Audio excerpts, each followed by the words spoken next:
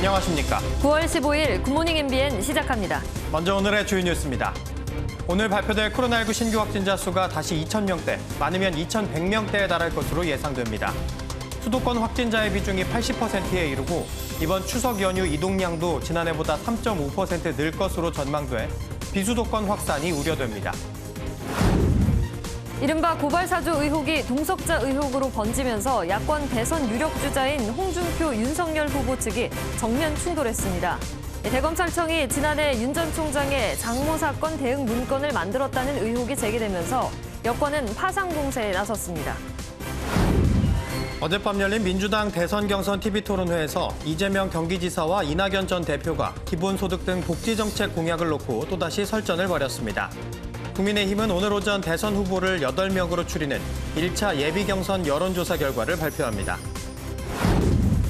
사업 확장 후폭풍에 시달리는 카카오가 상생 방안을 발표했습니다. 유료화로 비판을 받았던 택시 호출 서비스 등 골목 상권 침해 사업을 철수하고 3천억 원 규모의 상생 기금도 마련하겠다고 밝혔습니다. 정의용 외교부 장관과 왕이 중국 국무위원 겸 외교부장이 오늘 한중 외교장관 회담을 엽니다. 양국 관계의 발전 방안과 한반도 정세, 지역, 국제 문제에 대한 의견을 교환할 것으로 보이는데 왕이 부장은 문재인 대통령도 예방할 예정입니다. 오늘은 북상 중인 태풍 찬투의 간접 영향으로 제주와 남부지방에 비가 내리겠습니다.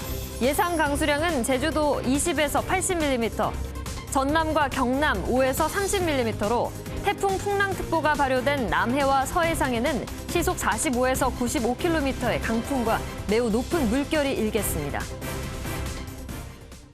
이번 주말부터 사실상 추석 연휴가 시작되는 가운데 수도권을 중심으로 코로나19 확산세가 거셉니다. 어제 오후 9시까지 1,900명 이상이 코로나19 양성 판정을 받아 오늘 발표될 신규 확진자 수는 다시 2,000명대가 될 것으로 보입니다. 정부는 조만간 4분기 백신 접종 계획을 발표하는데 12세에서 17세 청소년 접종은 이득이 월등히 크진 않아 강제하지는 않을 방침입니다. 조동욱 기자입니다. 어제 오후 9시 기준 코로나19 신규 확진자는 1,941명으로 71일째 4자릿수를 기록했습니다.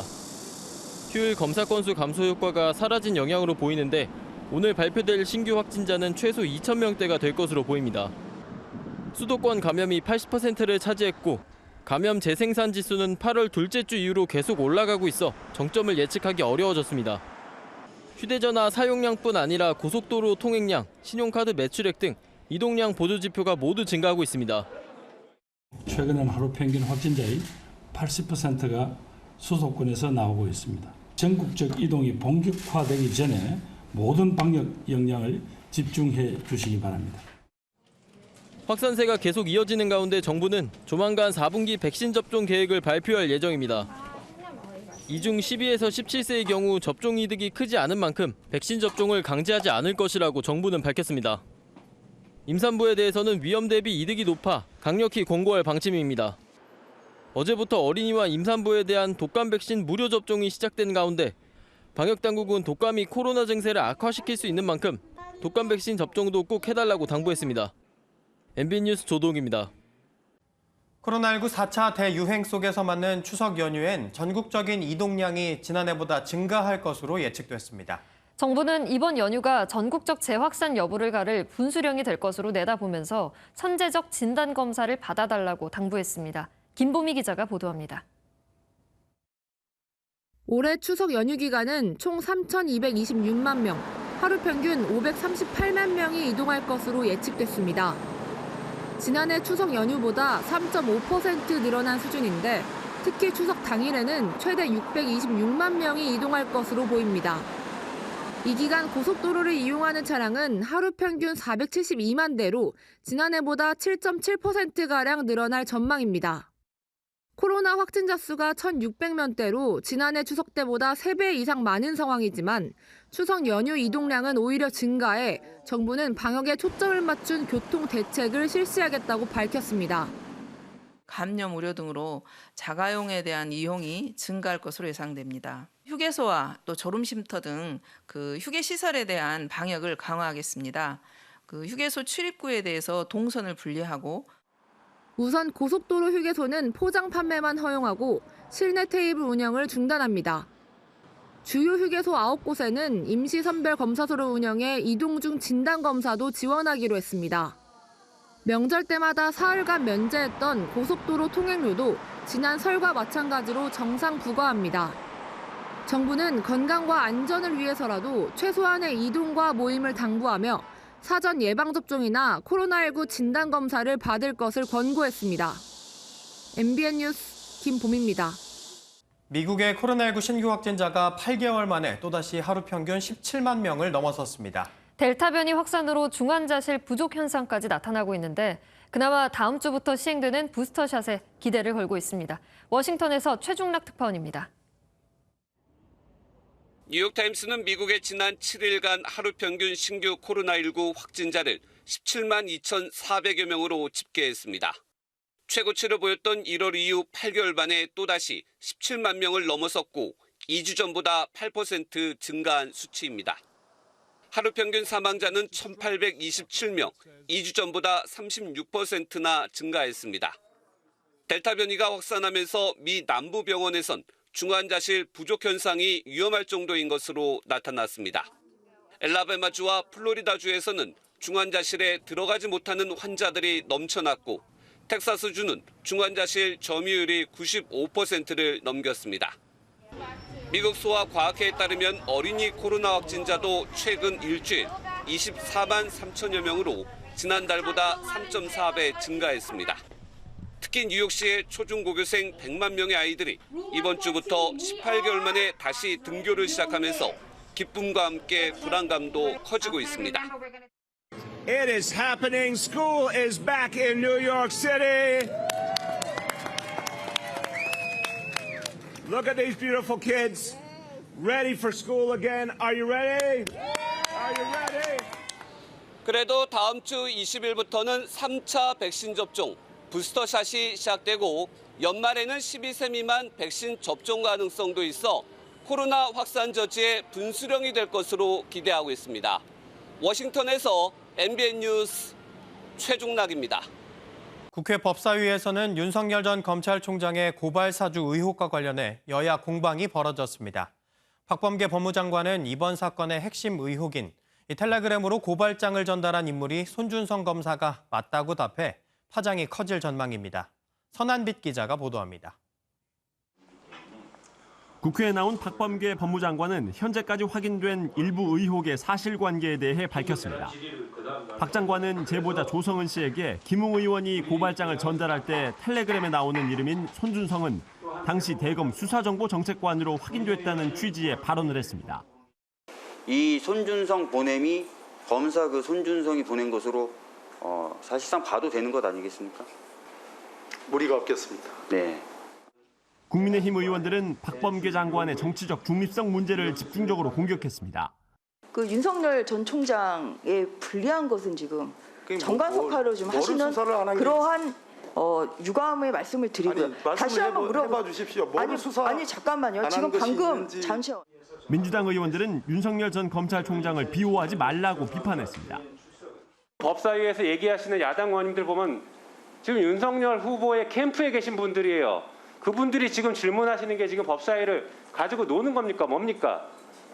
조수진 국민의힘 의원은 김경수 지사의 드루킹 사건 판결을 언급하면서 문재인 대통령을 끌어들여 역공을 펼쳤습니다.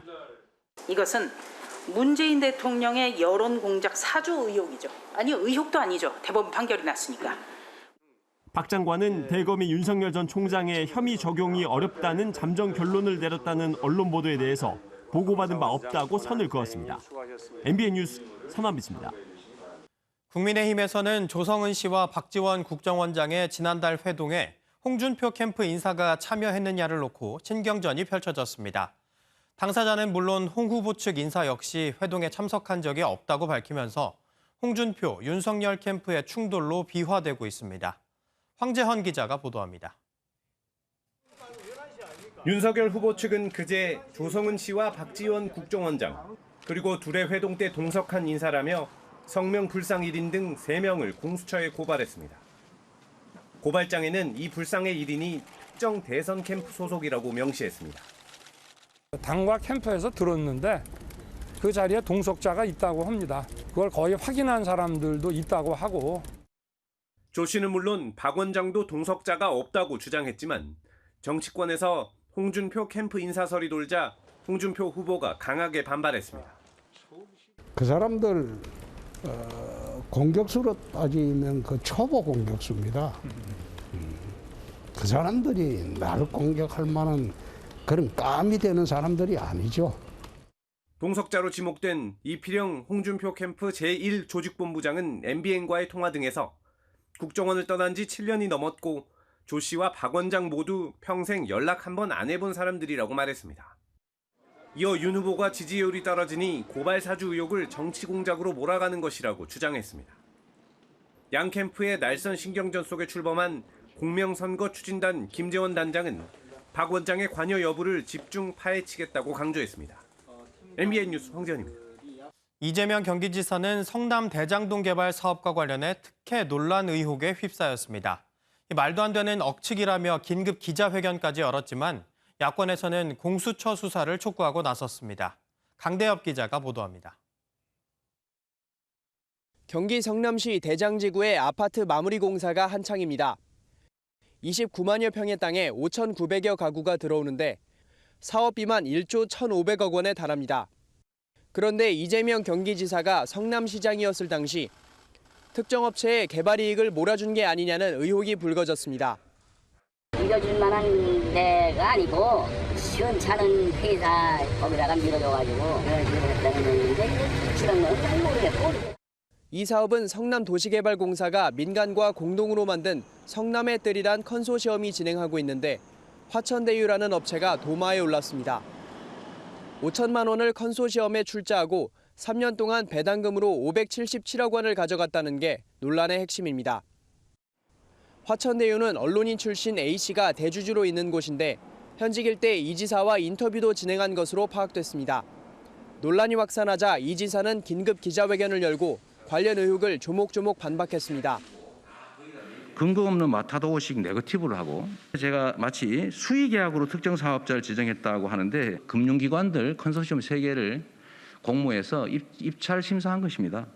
야권은 이 지사에 대한 공수처 수사를 촉구했습니다. 공수처는 이재명 지사와 화천대유의 관계 그리고 사업자 선정부터 이익 배분의 모든 과정에 대해서 철저히 수사해야 할 것이라고 생각합니다. 이낙연 전 민주당 대표 역시 진실이 드러나야 한다고 밝히면서 캠프 간 신경전도 거세지는 모양새입니다. MBN 뉴스 강대엽입니다. 오는 25일과 26일에 열리는 호남 경선을 앞두고 정세균 전 총리가 중도 하차하면서 이 전북 표심을 잡기 위한 이재명 지사, 이낙연 전 총리 움직임은 더 분주해졌습니다. 한편 야권에서는 오늘 1차 컷오프 발표를 앞두고 있는데 홍준표 의원은 오세훈 시장을 찾았고 윤석열 전 총장은 일정 없는 조용한 하루를 보냈습니다. 이수아 기자입니다. 정세균 전 총리의 대선 후보 사퇴로 민주당 경선판은 더 복잡해졌습니다. 어느 후보에게도 지지 선언을 하지 않은 정 전 총리의 고향, 전북 표심의 행방을 알 수 없게 됐기 때문입니다. 이재명 지사는 온라인으로 진행한 전북 공약 발표회에서 자신도 정 전 총리 사단이라며 연일 호남 끌어안기에 집중했습니다. 사실 매우 여러 가지 측면에서 안타깝죠. 뭐 저에게는 이제 정치적 은인 같은 분이셔서 앞으로도 잘 모시고 또 지도받고 싶은 분이세요. 이낙연 전 대표도 SNS를 통해 정 전 총리가 민주당의 어른이고 정세균 정신실천은 본인의 몫이라며 지지를 호소했습니다. 국민의힘 대선 주자 홍준표 의원은 서울시장 선거 당시 당내 경선에서 골든 크로스를 이뤘던 오세훈 서울시장을 찾아 지지층 확장에 나섰습니다. 홍 의원은 강북 재개발 등 서울시 관련 대선 공약을 언급하는 한편 오늘 1차 경선 컷오프 결과 발표를 앞두고 자신감을 내비쳤습니다. 나는 거기는 관심이 없습니다. 그거는 최종 경선에만 관심이 있지 1차, 2차 경선에는 관심이 없습니다. 윤 전 총장은 전날까지 TK 일정을 소화한 만큼 공식 일정 없이 하루 숨고르기에 들어간 모습입니다. 오늘 오전 10시 발표되는 국민의힘 1차 경선 컷오프 결과에 따라 현재 11명인 당내 예비 후보는 8명으로 압축될 예정입니다. MBN 뉴스 이수아입니다. 국민의힘 대권주자인 최재형 전 감사원장이 어제 자신의 대선 캠프를 해체하겠다고 밝혔습니다. 최 전 원장은 SNS를 통해 대선 레이스를 포기하는 게 아니라 새로운 길을 가려는 거라 말하며 중도 하차가 아니란 점을 분명히 했습니다. 1차 예비 경선 결과 발표를 앞두고 캠프 해체를 발표한 건 지지율 정체를 뚫기 위한 승부수로 해석되는데 기성 정치인 위주였던 기존 캠프를 해산하고 최 전 원장과 실무진 중심의 새로운 캠프를 꾸리겠다는 계획으로 보입니다. 더불어민주당 대권주자인 이재명 경기지사와 이낙연 전 대표가 어젯밤에 열린 8차 TV토론회에서 기본소득 등 복지 공약을 놓고 재차 충돌했습니다. 추미애 전 법무부 장관은 고발사주 의혹과 관련해 손준성 검사 유임을 놓고 민주당과 청와대에 엄호 세력이 있었다고 주장했습니다. 김순철 기자가 보도합니다. 더불어민주당 이낙연 전 대표는 기본소득의 재원 대책과 실효성에 문제가 있다며 이재명 경기지사를 향해 포문을 열었습니다. 그런데 그분들께 정말로 한 달에 8만 원꼴의 기본소득이 해결이 되는 겁니까? 저는 진정으로 말씀드리는데요. 기본소득 철회해 주시기 바랍니다. 우리 후보님의 이 정의관념에 조금 의문이 있습니다. 세금도 많이 냈는데 자꾸 배제당한다. 이러면 국가에 대해서 좀 섭섭하지 않겠습니까? 일산대교 통행료 무료화를 두고 이 전 대표는 국민연금을 악마처럼 몰고 갔다는 불만이 있다고 하자 이 지사는 일산대교 통행자만 유일하게 추가 부담하는 게 옳은 일이냐고 반박했습니다. 이 전 대표는 고발사주 의혹을 거론하며 추미애 전 법무부 장관의 책임론을 꺼내들었습니다. 손준성 수사정보정책관이 문제 있는 사람이란 걸 발견했다면 바로 인사조치를 하거나 그랬어야 합니다. 그러자 추 전 장관은 뜻밖의 답을 내놓았습니다. 윤석열 로비에다가 네. 안에 또 당에서도 어마어마한 사람들이 있었죠. 청와대 안에도 있었고요. 박용진 의원은 민주당에서 누가 검사 인사 청탁을 했느냐고 캐물었습니다. 청와대에서 민주당 안에서 검사 인사 청탁을 했단 말이에요? 누굽니까? 그 말씀해 주셔야 될 것 같은데요. 제가 지금 말씀드리면 네. 문제의 본질은 윤석열 일당이 저지른 이 국기문란 사건인데요. 인사 논란으로 문제가 바뀌어지는 거예요. 야권에서 제기된 이재명 지사의 대장지구 의혹에 대해서는 다른 후보들이 공세를 펴지는 않았습니다. MBN 뉴스 김순철입니다. 더불어민주당 대선 후보 경선 선거인단 참여자 수가 모집 마감 시간인 어제 오후 9시 기준 총 216만 5천여 명으로 집계됐습니다. 1, 2차 모집 때까지 등록된 약 186만 명에서 30만 명 더 늘어난 것으로 2017년 대선 경선 선거인단 214만 명을 넘어선 역대 최대 규모를 기록하게 됐습니다. 민주당은 당초 기대했던 230만 명을 채우진 못했지만 코로나 상황 등을 고려하면 나름 흥행에 성공했다고 평가했습니다. 서욱 국방부 장관이 북한의 신형 장거리 순항미사일 탐지 실패 논란에 대해 반박했습니다. 탐지를 했고 현재는 초기 분석 중이라는 겁니다. 국회 대정부 질문 상황 안보람 기자가 전합니다. 북한의 신형 장거리 순항미사일 발사 주장에 대해 분석 중이란 입장만 밝혀 탐지 실패 논란을 자초한 국방부. 외교 통일 안보 분야 국회 대정부 질문에선 적극 해명에 나섰습니다. 미사일 발사가 사실입니다. 저희 한미연합자산으로 탐지를 하였는데요. 초기 분석을 하고 있고. 북한이 지난 1월 밝힌 자위적 국방력 강화의 일환이라는 분석으로 서욱 국방부 장관은 이미 파악하고 있다는 점을 다시 한번 강조했습니다. 한 2000년 초부터 그들이 그런 미사일을 개발한다는 동향을 알고 있었고 축적된 기술을 통해서 신형 순항미사일 개발을 본격화한 것으로 소형 핵탄두 장착 가능성에 대해서는 한계치는 있지만 가능하다며 대비태세를 갖춰야 한다고 밝혔습니다. 청주 간첩단 사건도 도마 위에 올랐습니다. 국민의힘이 문재인 대통령 대선 캠프 관계자가 연루됐다며 공세에 나선 건데 문재인 대통령의 당선을 그 간첩들이 도왔다는 겁니다. 대통령이 간첩을 도움을 받아서 대통령이 된 겁니다. 더불어민주당은 고성과 야유를 보내며 강력 반발했습니다.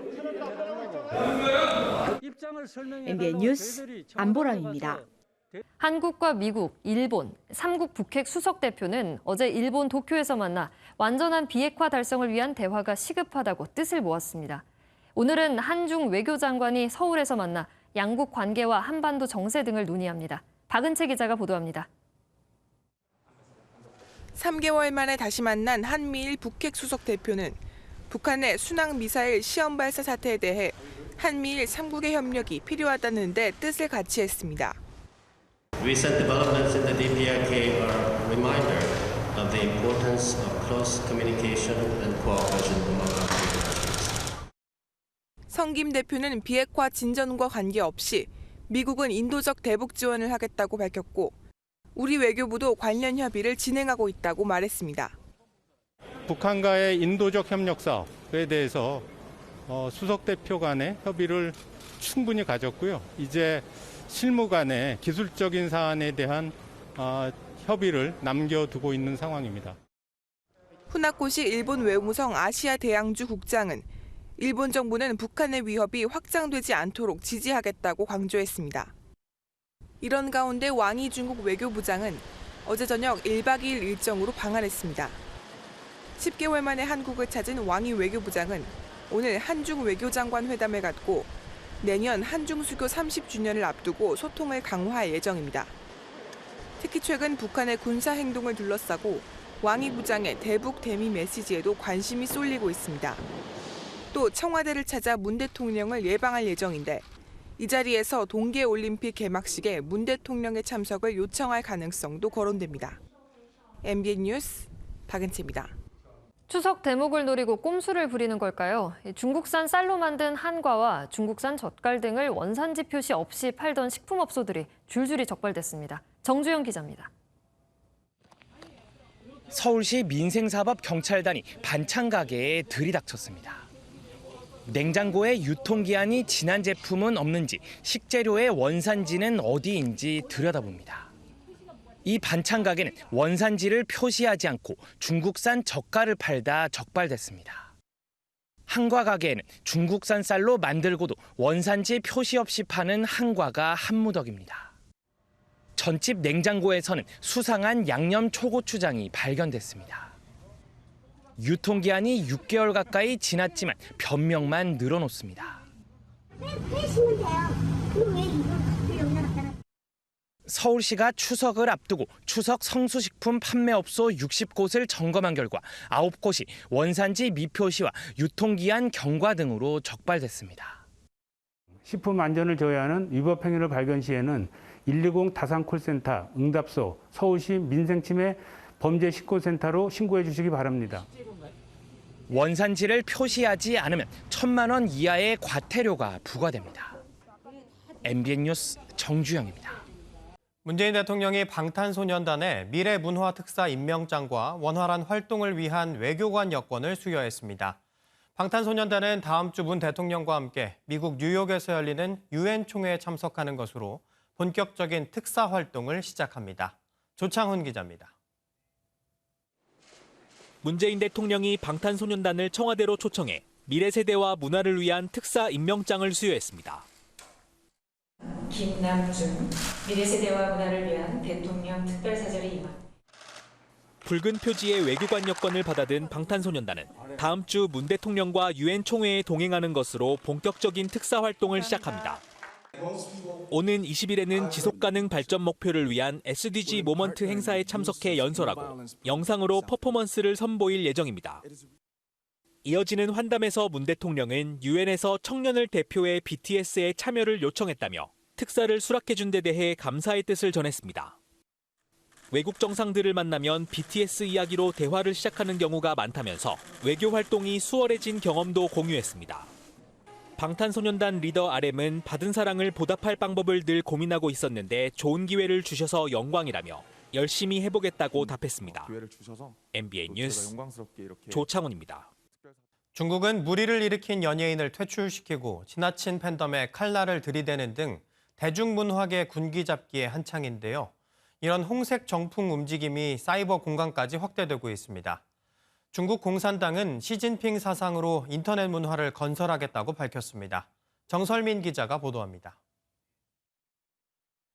항공기 전면이 BTS 멤버 지민의 사진으로 뒤덮였습니다. 중국 팬들의 지민의 생일을 앞두고 거금을 모아 마련한 이벤트입니다. 하지만 중국 정부는 비이성적인 스타 추종 행위라며 팬클럽 SNS 계정을 정지시켰습니다. 최근 공산당이 주도하고 있는 문학의 군기잡기, 홍색 정풍입니다. 중국이 대중문화뿐 아니라 사이버 공간에서도 홍색 정풍 운동을 전개할 것으로 보입니다. 공산당은 최근 사이버 문명 건설 강화에 관한 의견을 발간했습니다. 여기에는 시진핑 사상을 지도 사상으로 하며 이를 바탕으로 인터넷 문화를 건설하고 더 많은 네티즌에게 전파해야 한다고 적혀 있습니다. 인터넷을 통해 시진핑의 사회주의 사상을 학습시키고 인터넷 공간의 단속도 강화하겠다는 겁니다. 앞서 중국은 문화 쓰레기라며 음란물 사이트 등 사이트 4,800여 개를 폐쇄하기도 했습니다. 또 온라인 게임에도 칼날을 들이밀어 18세 미만 청소년들은 주말과 휴일에만 하루에 1시간씩 게임을 할 수 있도록 했습니다. 외신들은 이 같은 홍색 정풍 움직임이 젊은 층의 사회주의 이념 이탈을 막으려는 것으로 분석하고 있습니다. MBN 뉴스 정살민입니다.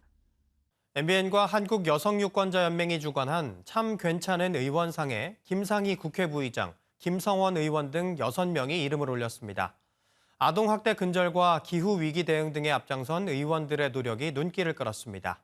노태현 기자입니다. 2021년 상반기 참 괜찮은 의원상에 6명의 국회의원이 선정됐습니다. 더불어민주당에서는 아동보호와 복지를 위해 힘쓴 서영교 의원과 기후위기 대응법을 대표 발의한 안호영 의원이 좋은 평가를 받았습니다. 아동학대 방지를 위한 정인이 보호 3법을 만들었습니다. 앞으로 소수와 약자를 위해서 기후위기와 이에 대한 대응은 이제 인류 생존의 문제로 이렇게 되어 있고 이런 문제들을 해결하기 위해서 탄소 중립을 위한 이런 많은 노력들이 필요하고 국민의힘에서는 보훈가족 예우와 지원에 앞장선 김성원 의원과 소상공인 손실보상과 성폭력 피해자 보호를 위해 노력한 양금희 의원이 수상했습니다. 세대 간의 갈등을 어떻게 치유를 해야지 될 것인가 이렇게 그것을 가장 주안점을 두고 의정 생활을 하고 있습니다. 여성, 아동, 청소년과 같은 사회적 약자를 위한 보호하는 법과 지원을 하는데 열심히 활동할 거라고 저는 약속드리겠습니다. 배진교 정의당 원내대표는 플랫폼 규제를 통한 신경제민주화를 강조해 눈길을 끌었습니다. 이제 신경제민주화를 위해서 플랫폼 독점 규제와 관련된 특별위원회를 구성하고 본격적인 논의를 시작을 해야 합니다. 여성과학 기술인 지원에 힘쓴 김상희 국회 부의장도 수상의 영예를 안았습니다. MBN 뉴스 노태현입니다. 운동선수들은 최상의 경기력을 유지하기 위해 보이지 않는 곳에서 구슬땀을 흘리고 있는데요. 배구의 강서브나 축구의 골키퍼 훈련 같은 세밀한 능력을 요구하는 분야에서 이제 로봇의 역할이 커지고 있습니다. 전남주 기자의 보도입니다. 공식 팀 훈련에 앞서 한 선수가 먼저 코트에 나와서 리시브 훈련을 하고 있습니다. 자세히 보니 코치가 아닌 트레이너 머신이 강서브를 날립니다. 개인 훈련할 때 이제 그 때려주는 사람이 좀 부족할 때 이제 저 기계를 사용해서 용병 서브 같이 좀 빠른 거를 받고 싶다면 속도를 올려서 그렇게 해서 받을 수 있습니다. 특히 속도와 회전력을 입력하면 동일한 구질을 반복해서 보낼 수 있어 맞춤형 훈련이 가능합니다. 기자처럼 배구를 처음 접한 사람이나 집중 훈련 또는 반복 훈련이 필요한 선수들에게도 도움이 됩니다. 꾸준히 연습하다 보면 서브가 빠르게 날아와도 리시브의 감각을 키울 수 있습니다. 축구 현장에서도 트레이너 머신이 훈련 도우미로 역할을 톡톡히 하고 있습니다. 골키퍼의 경우 손끝에 공이 닿는 0.5cm의 차이로 실점과 선방이 갈릴 수 있는데 정밀한 훈련까지 가능해졌습니다. 축구 훈련 같은 경우에는 사람이 동일하게 항상 그 세트 훈련을 해줄 수가 없거든요. 헤딩 훈련도 좋고 뭐 예를 들어서 다이렉트로 차는 발리 슛이라든지 아니면은 뭐 여러 선수들이 다 같이 세트피스 훈련을 한다든지. 앞으로는 선수들의 훈련 영상 데이터까지 수집해 과학적인 분석이 가능한 플랫폼도 나올 것으로 기대됩니다. MBN 뉴스 전남주입니다. 20년 만에 아프간을 다시 점령한 탈레반이 이번엔 놀이공원마저 점령했습니다. 말 그대로 놀러 가는 놀이공원에 총은 왜 들고 간 걸까요?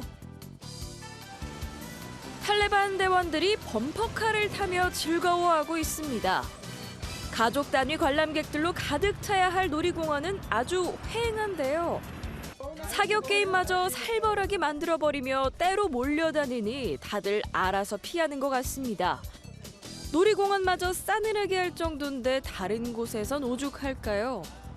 인권을 존중해달라는 여성 시위대에 마구 채찍질하는 걸 보니 탈레반의 본색, 아니 마각이 이제 확실하게 드러나는 것 같습니다. 그런가 하면 레드카펫 행사에 아프간 여성을 떠오르게 하는 의상이 등장했습니다. 얼굴까지 모두 가린 검은색 의상인데요. 무슨 의미인지 궁금하네요. 매트 갈라에 나온 모델 킴 카다시안의 검은 의상 좀 보시죠. 평소 과감한 노출로 화제였지만 이번엔 얼굴까지 다 가린 기상천외한 드레스군요. 뉴욕 메트로폴리탄 박물관이 기금 마련을 위해 여는 매트 갈라는 패션계의 오스카로 불리기도 하는데요.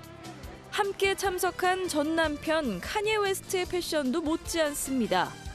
최근 발매한 앨범 홍보인지 이슬람 여성의 부르카를 의미하는 건지 해석이 분분한데 정작 당사자들은 별 반응이 없다네요. 지금까지 굿모닝 월드였습니다. 시간당 최대 80mm의 장대비가 쏟아진 제주.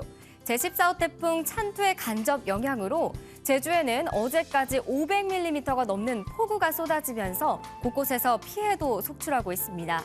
현재 찬투는 서귀포 부근 먼 해상에서 시속 8km로 이동 중인데요. 내일과 모레는 태풍의 직접적인 영향권에 들면서 추가적인 태풍 피해도 우려됩니다. 시설물 점검 등 미리 태풍에 대비해 주시는 게 좋겠습니다. 어제까지 제주에 내린 강한 비는 잠시 소강 상태에 접어들면서 조금 전 호우특보도 해제됐습니다. 오늘까지 태풍의 간접적인 영향으로 제주에는 20에서 80mm, 산지에는 100mm 이상의 비가 더 내리겠고요. 그 밖에 경남과 전남에도 5에서 30mm의 비가 내렸다 그치기를 반복하겠습니다. 태풍의 직접적인 영향권에서 비는 내일 더 강해지겠습니다. 제주에는 150mm 이상의 비가 더 내릴 수 있겠고요. 그 밖에 남부지방에는 5에서 60mm가 예상됩니다. 중부지방 남부와 제주와 달리 대체로 맑은 가운데 강원 영동 지역은 동풍의 영향으로 오늘과 내일 5mm 미만의 약한 비가 내리는 곳이 있겠습니다. 남부지방은 태풍이 북상하면서 모레까지 제주와 남해안 또 경상 동해안 지역에 순간적으로 최대 초속 40m의 매우 강한 바람이 불어들겠습니다. 비바람에 주의해 주셔야겠습니다. 현재는 서울이 19.7도로 전국 대부분 지역이 어제 같은 시각보다 조금 낮거나 비슷하게 출발하고 있습니다. 한낮에는 서울이 28도, 광주 28도, 대구 26도, 부산 26도까지 오르겠습니다. 중부 내륙을 중심으로는 일교차가 10도 이상으로 크게 벌어지겠습니다. 금요일에는 태풍의 직접적인 영향권에 들면서 전국에 비가 내리겠고요. 주말에는 맑은 하늘 드러나겠습니다. 날씨였습니다.